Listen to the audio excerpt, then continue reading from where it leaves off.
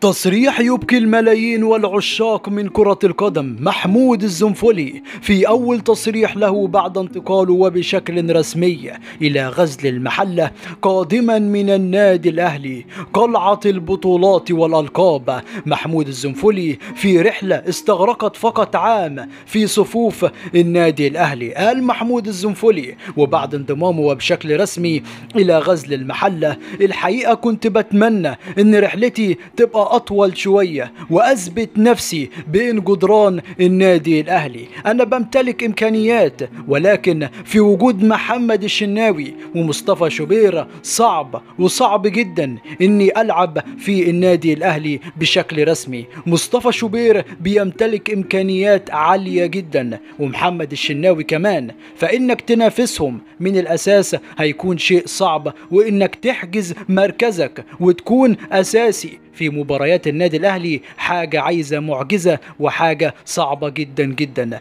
الحقيقة بتمنى التوفيق جدا للنادي الأهلي وبشكرهم على الفترة اللي قضيتها بين صفوفهم، وبتمنى ليهم بإذن الله في قادم المواعيد تحقيق المزيد من الألقاب والبطولات، لأنهم بالفعل نادي كبير. أندية كتيرة كانت عايزة تتعاقد معايا في فترة وجودي في النادي الأهلي. جالي عرض من بيراميدز وجالي كمان عرض من الزمالك، ودي برضو أمامك عزيزي المشاهد بعض الصفحات اللي كانت بتقول الزنفولي بيوقع للزمالك بعد هذا الوعد، والكلام ده كان في 21 أغسطس.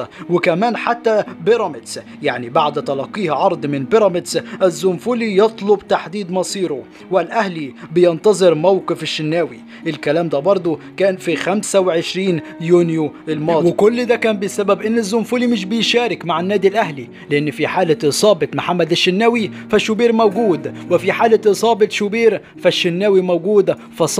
وصعب جدا ان محمود الزنفولي يلعب اي مباراة في النادي الاهلي. طبعا محمود الزنفولي حاليا وبشكل رسمي خلاص اصبح متواجد ولاعب بين صفوف غزل المحلة. بنتمنى له كل التوفيق، ولاحظت ان كل جماهير النادي الاهلي بتكني ليه كل الاحترام والتقدير، وبتتمنى له كمان كل التوفيق في مسيرته القادمة مع نادي غزل المحلة. وفي نهاية الفيديو متنساش تدعمنا بلايك وتشترك في القناة وتفعل زر الجرس، وبس كده.